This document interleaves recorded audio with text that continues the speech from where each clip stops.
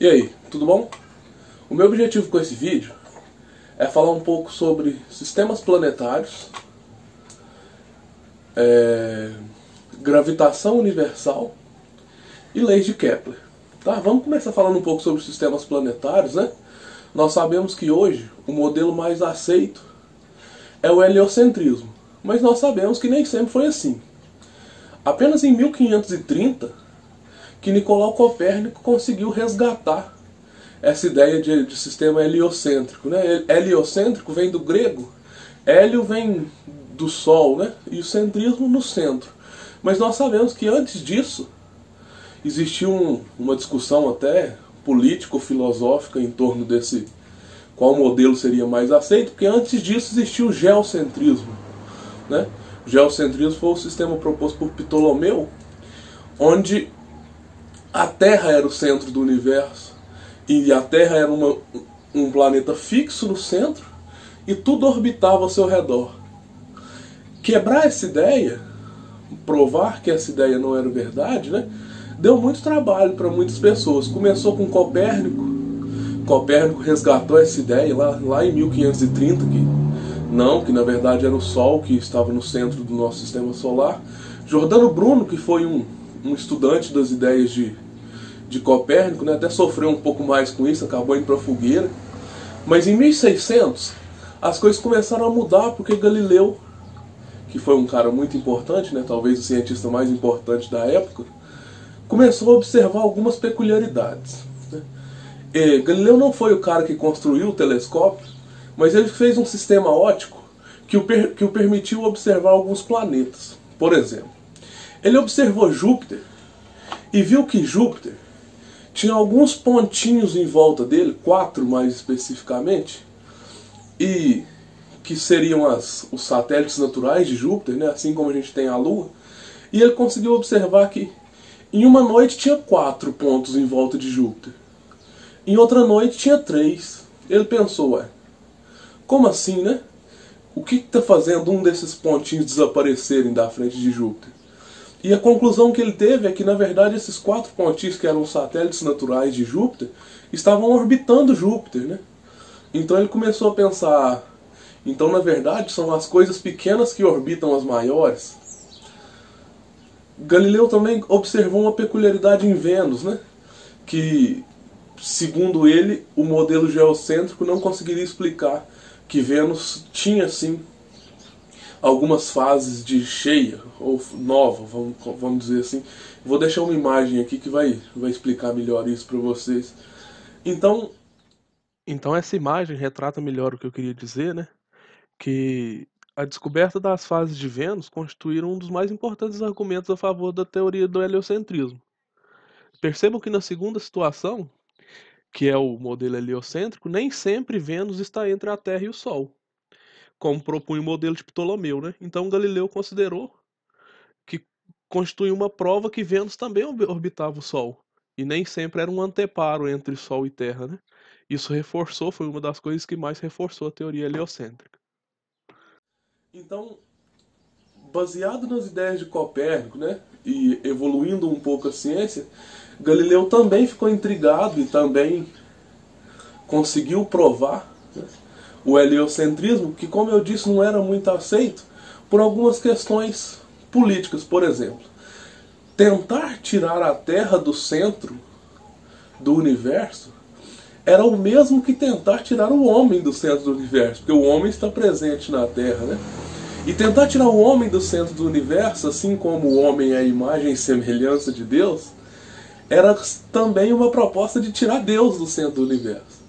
Então isso não era muito bem aceito pela igreja, né? Lembrando que o homem no centro do universo é chamado de antropocentrismo, e Deus no centro do universo é chamado de teocentrismo. Então essa foi uma discussão muito grande, né?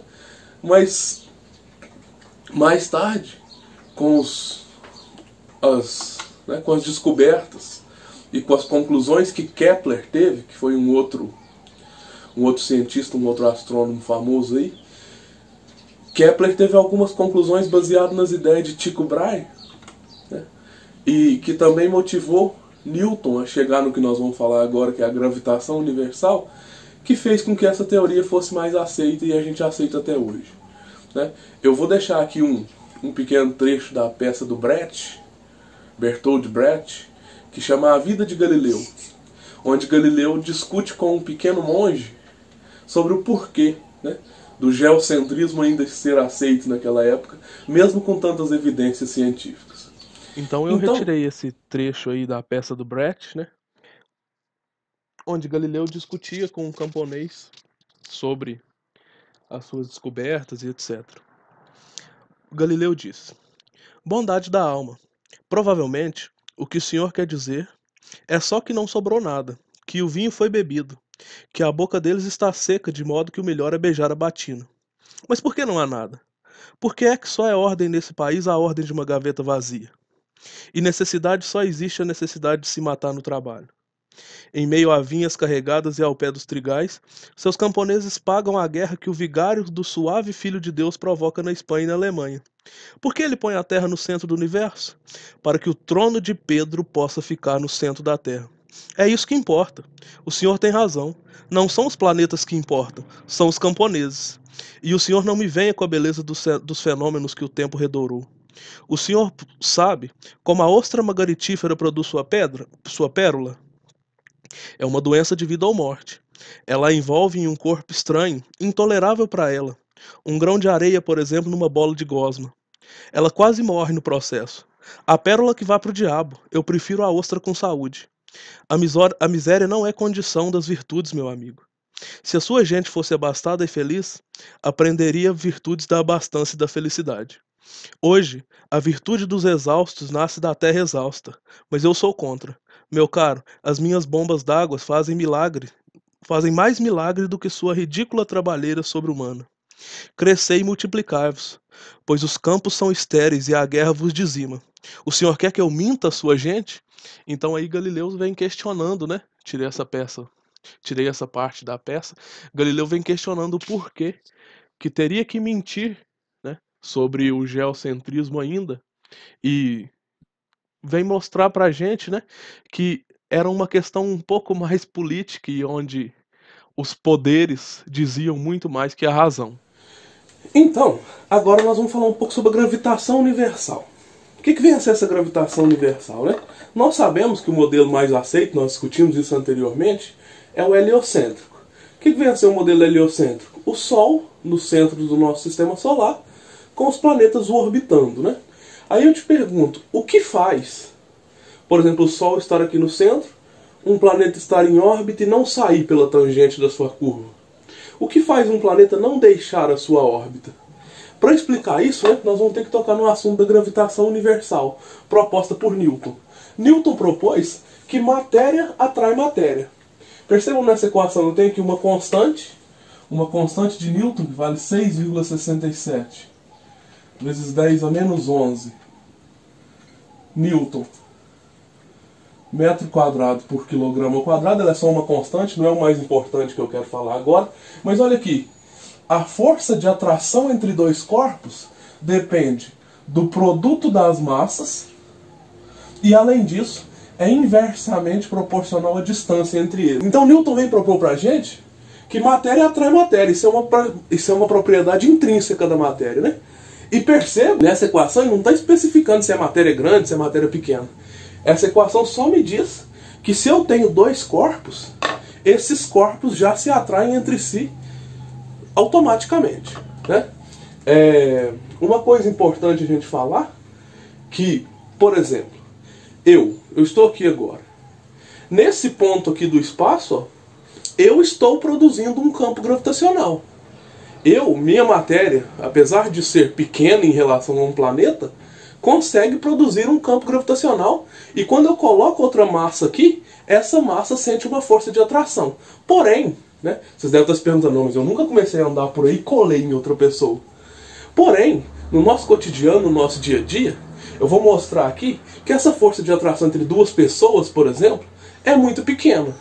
Mas quando esse sistema começa a crescer, começa a ser, por exemplo, Terra-Lua, Terra-Sol, vocês vão perceber que essa força começa a ter valores consideráveis, né? Então essa equação basicamente diz que matéria atrai matéria diretamente proporcional ao produto das massas e inversamente proporcional à distância.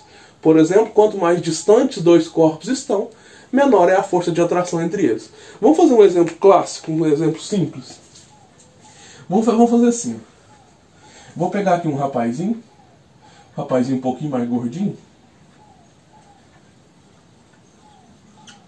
e vou falar que a massa dele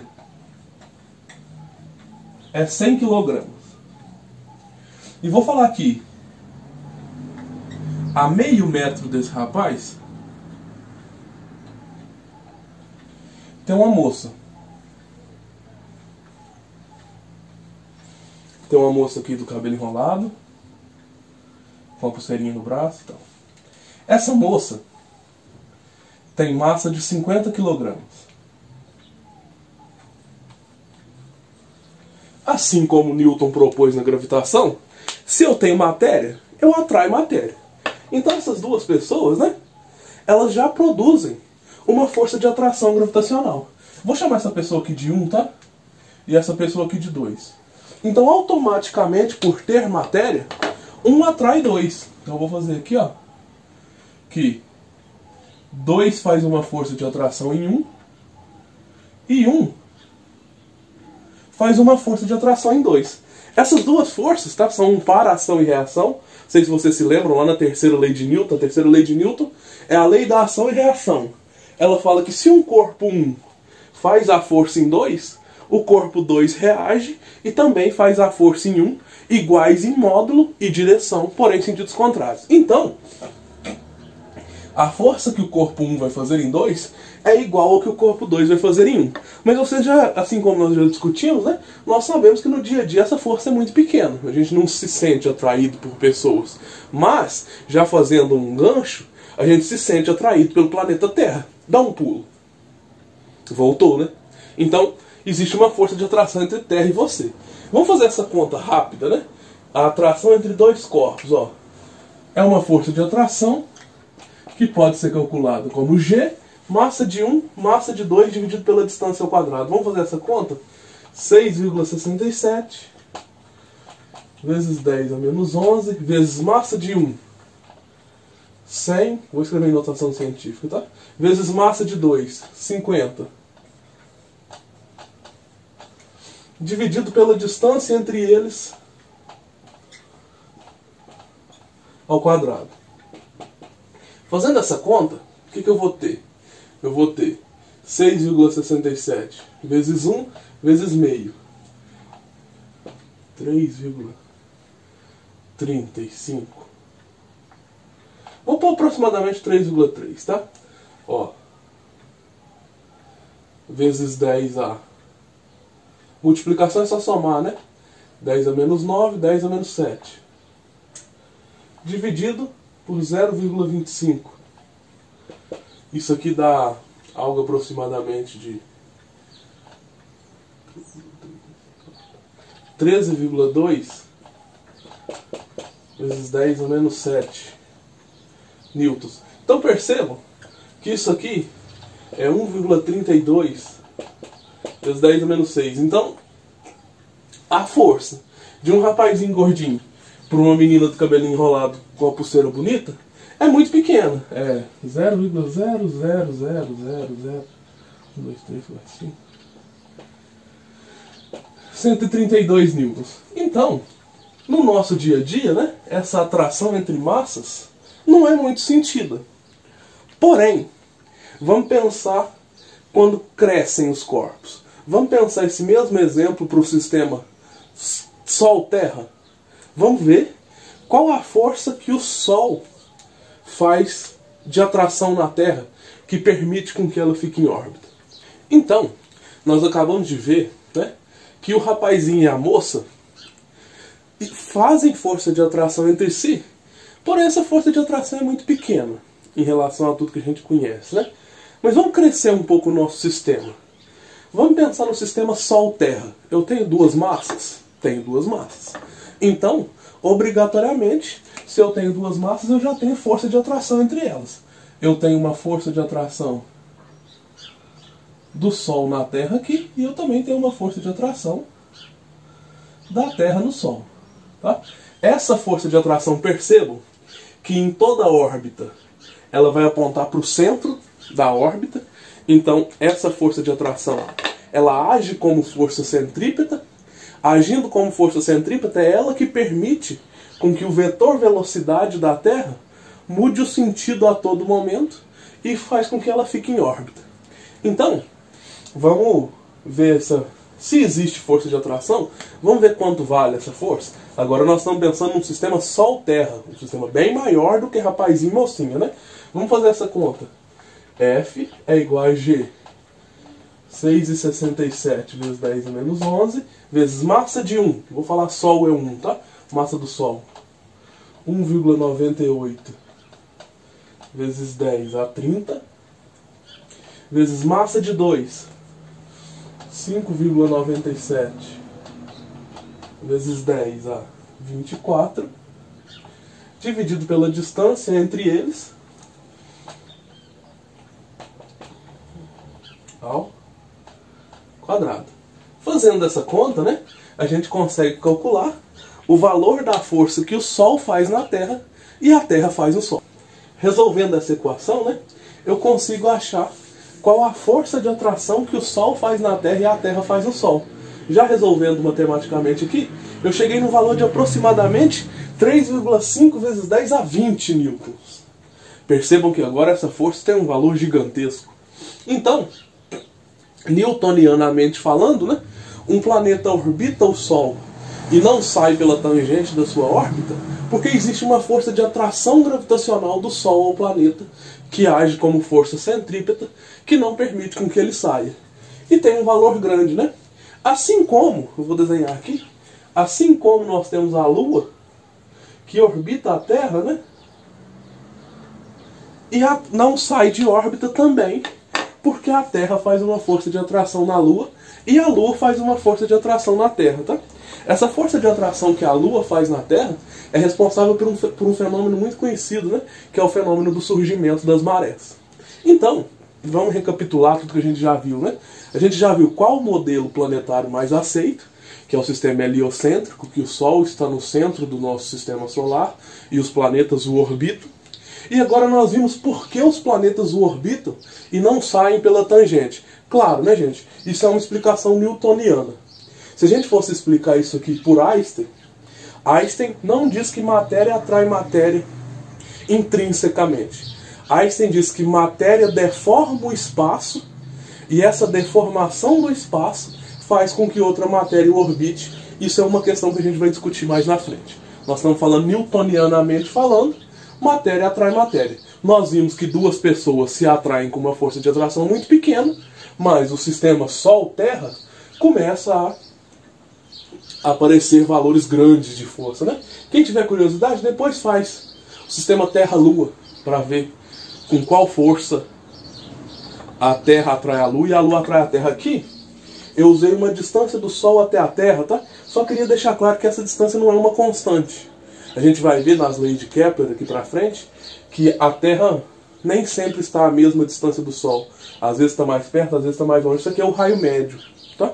Então, ó, já vimos o modelo mais aceito, já vimos por que um planeta orbita o Sol e não sai pela tangente, mas agora nós precisamos de criar leis ou de discutir sobre leis que regem essas órbitas. Como elas são? Qual o formato dessa órbita? Em que ponto da órbita o planeta tem maior velocidade?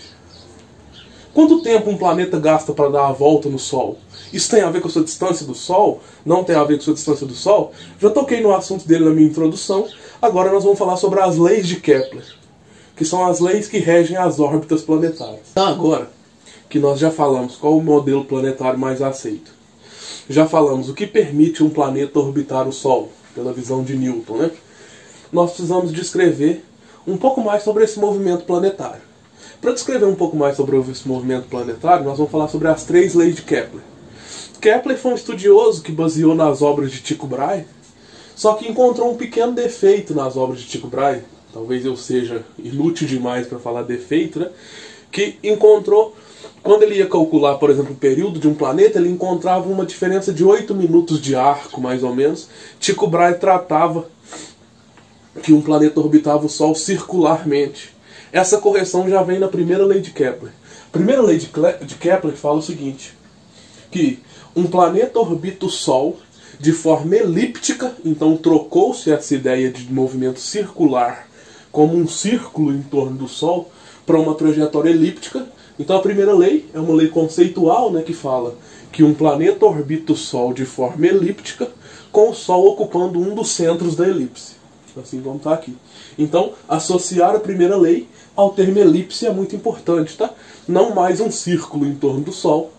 Daqui a pouco a gente vai discutir o que isso implica. Então, a primeira lei, um planeta orbita o Sol de forma elíptica, com o Sol ocupando um dos focos da elipse. A segunda lei é a lei das áreas. Essa lei é definida por o segmento de reta que liga o planeta ao Sol varre áreas iguais em tempos iguais. Então vamos pensar. Imagina esse segmento. Imagina que o planeta estava aqui e está orbitando assim, tá? Ele estava aqui nessa posição. E eu comecei a marcar o tempo. Se eu marquei esse tempo aqui e deu igual a um ΔT, parei meu cronômetro, o segmento que liga o Sol ao planeta varreu toda essa área em vermelho, concorda? Toda essa área em vermelho, essa reta que liga o planeta ao Sol varreu nesse ΔT que eu acabei de tratar. Se eu marcar mais um ΔT nessa órbita, desde que seja igual a esse, a área que o segmento de reta varreu tem que ser igual. Então olha qual que é a definição. O segmento de reta que liga o planeta ao Sol varre áreas iguais em tempos iguais. O que é o problema? O problema é que vocês concordam que o segmento de reta que liga o planeta ao Sol, por ser uma elipse agora, ele não tem um valor constante? Por exemplo, vamos imaginar que o planeta agora está aqui. O segmento de reta diminuiu, não diminuiu? Se o segmento de reta diminuiu, o que tem que acontecer? Para a área ser igual, para A1 ser igual a A2, como é definida a segunda lei de Kepler, o que tem que acontecer? Esse planeta tem que percorrer um arco, que antes era esse, né? Como o raio médio diminuiu, ele tem que percorrer um arco maior agora. Se ele tem que percorrer um arco maior no mesmo tempo, não é isso? Porque não fala que varre áreas iguais em tempos iguais. Se ele tem que percorrer um arco maior no mesmo tempo, qual que é a implicação importante dessa segunda lei? A implicação importante dessa segunda lei é que nessas regiões mais próximas do Sol, o planeta orbita com velocidade maior. E nessas regiões mais longe do Sol, o planeta orbita com velocidade menor. Então essa segunda lei vem dizer pra gente, né, que um planeta orbita o Sol não em velocidade constante. Nas regiões mais próximas do Sol, o ponto mais próximo exatamente é chamado de periélio, né? E o ponto mais afastado é chamado de afélio. Então a segunda lei vem dizer pra gente que o segmento de reta que liga o planeta ao Sol varre áreas iguais em tempos iguais.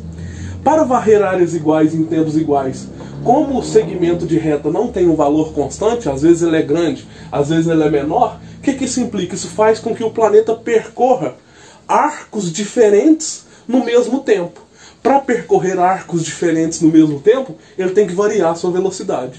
Onde mais próximo do Sol ele está com velocidades maiores e mais longe do Sol ele está com velocidades menores. Essa é a implicação mais importante da segunda lei. Tá? No periélio é o ponto em que a velocidade do planeta é maior durante sua órbita, e no afélio é o ponto em que a velocidade é menor durante sua órbita. E a terceira lei é a que vem com um pouco de cálculo, né? Que fala que o período ao quadrado sobre o raio médio, isso aqui é raio médio, tá? Sobre o raio médio ao cubo de qualquer planeta é uma constante. Talvez olhando assim ela não diz muito, mas olha aqui. Qual que é a implicação mais importante da terceira lei? Que o período é o tempo gasto para uma volta completa, é proporcional ao cubo do raio. O quadrado do período é proporcional ao cubo do raio. O que isso implica, né? Isso implica o seguinte, que se o raio é menor, o período também é menor, não é? Esse raio é a distância até o Sol. Então o que essa terceira lei vem me dizer? Essa terceira lei vem me dizer que os planetas que estão mais próximos do Sol levam menos tempo para dar uma volta completa. Assim como os planetas que estão mais longe levam mais tempo para dar uma volta completa. Eu vou pegar o primeiro planeta, por exemplo, Mercúrio. Mercúrio é o planeta que está mais próximo do Sol no nosso sistema solar, né? Mercúrio leva 88 dias para dar uma volta completa. Já Júpiter, que é um que está mais longe da Terra, né? A Terra leva 365 dias para dar uma volta completa. Já Júpiter, que é um planeta que está mais longe, leva 4.331 dias. Então a implicação mais importante dessa terceira lei é essa. Os planetas que estão mais próximos do Sol levam menos tempo para dar uma volta completa que os planetas que estão mais longe. Mercúrio, 88 dias. A Terra, 365 dias. Júpiter, 4.300 dias. Então a implicação mais importante dessa lei é essa.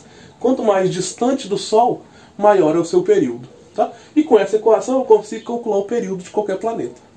Assim a gente fecha um raciocínio. A gente raciocinou quais são os modelos planetários, o que caiu e o que é aceito, né, que é o geocentrismo e o heliocentrismo.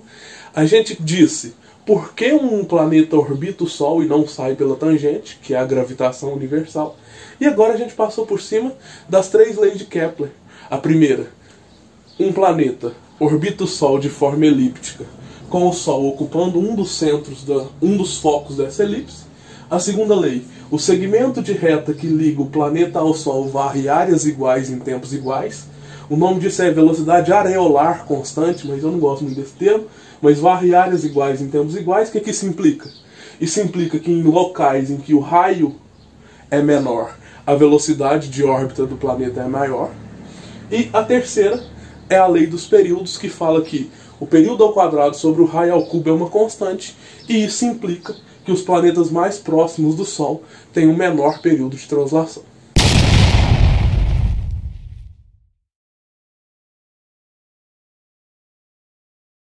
Só uma aplicação importante da gravitação universal. Eu tenho aqui uma pessoa em cima de um planeta X. Tá? Se a gente sabe que tem duas matérias, existe força de atração gravitacional entre elas. Então, o planeta atrai a pessoa para o seu centro, que eu vou pôr aqui força de X na pessoa, e a pessoa atrai o planeta também. Se isso é uma verdade, vou falar sobre uma aplicação interessante da gravitação universal, né? Talvez vocês se lembram disso, né? Qual a força que puxa uma pessoa para o centro? Essa força é chamada de força-peso. A força-peso pode ser calculada como mg. Mas aí vocês estão falando o seguinte, mg é massa vezes gravidade, tá? Mas aí vocês estão falando o seguinte, mas esse mg não é uma força de atração gravitacional que a gente acabou de ver que se calcula como Gzão. Cuidado para não confundir esse G com esse, tá? Esse é a gravidade do planeta, esse é a constante de Newton. M1, M2 sobre a distância ao quadrado. Se essa força-peso, que é o que atrai o planeta, não é a atração gravitacional, é. Então vamos igualar esses dois? G, M1. Eu vou pôr Mzinho aqui, tá? Massa da pessoa. Vou pôr aqui massa do planeta e massa da pessoa. Dividido pela distância ao quadrado é igual a massa da pessoa vezes a gravidade. Então, isso se cancela com isso, né? Igualando isso, eu cheguei numa coisa interessante, ó, que G é igual a Gzão, massa do planeta, dividido por R ao quadrado.